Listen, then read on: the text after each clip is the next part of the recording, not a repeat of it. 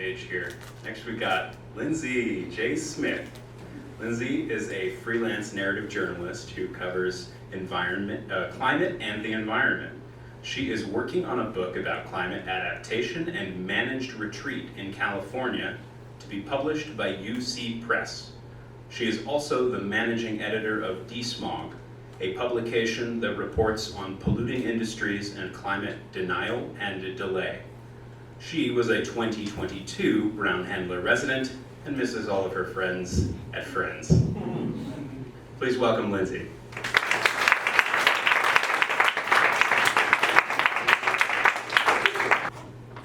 Thank you all for spending part of your weekend with us.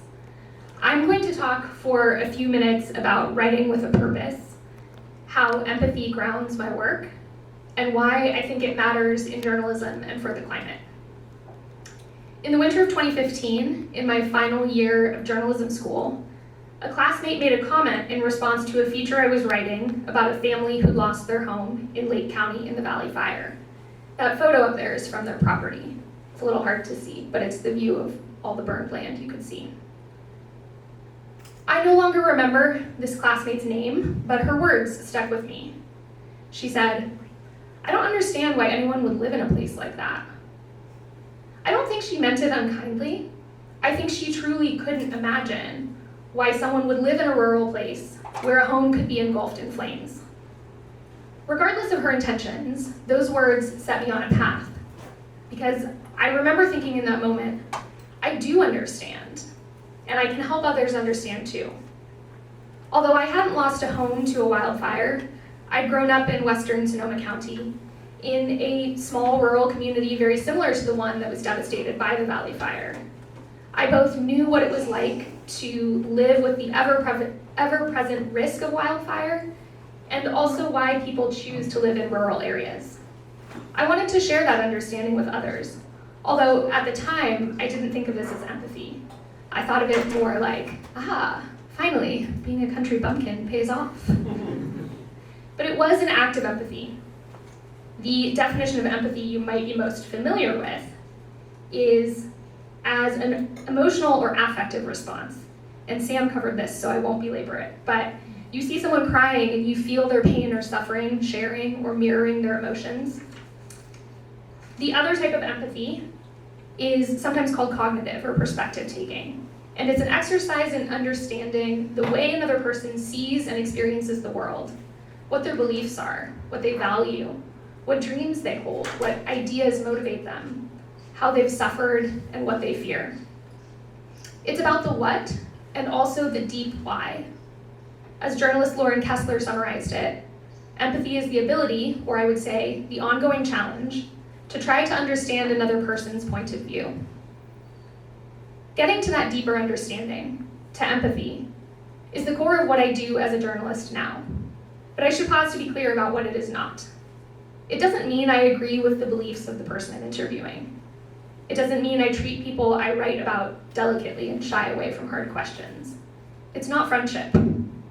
It means I listen carefully, work towards a deeper understanding of a person or situation, and then try to faithfully convey that to readers so they too can understand. As an example, in 2022, I was interviewing a woman who lost her home in the Camp Fire. You can see a theme emerging. For an article about a wildfire risk reduction buffer, a theoretical protective ring around the city that would help reduce future fire risk.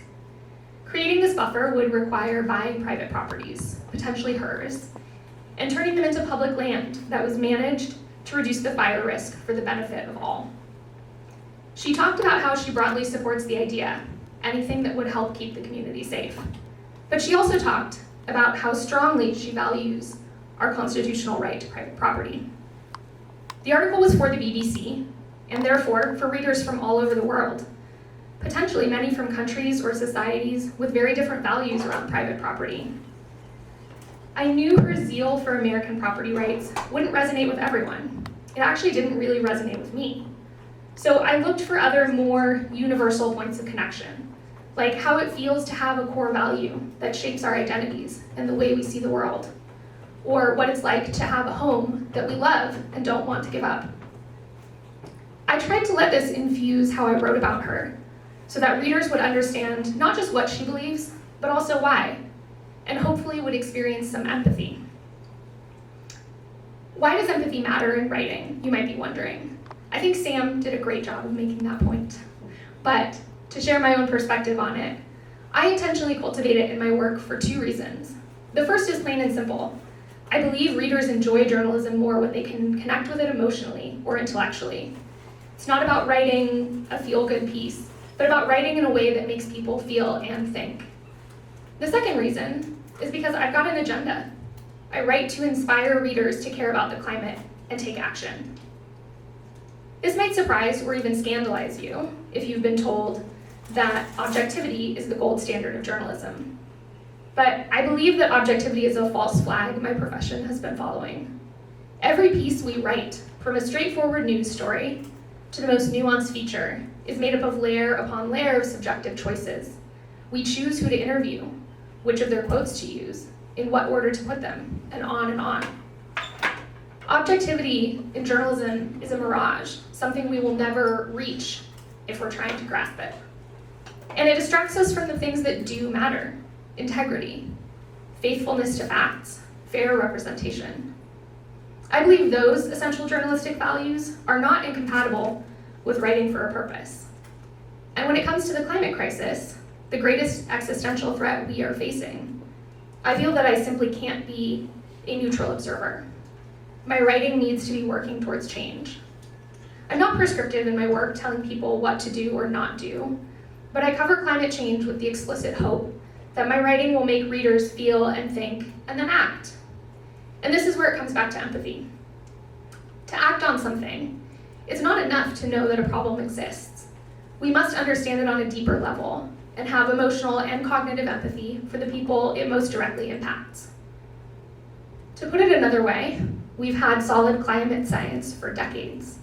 If the facts alone were enough to motivate change, we wouldn't have just lived through the hottest year on record.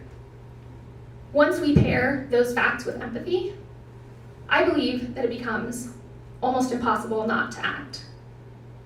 So, as I close, I invite you all to look for ways in your lives that the deep understanding of empathy can be a spark for change. Thank you.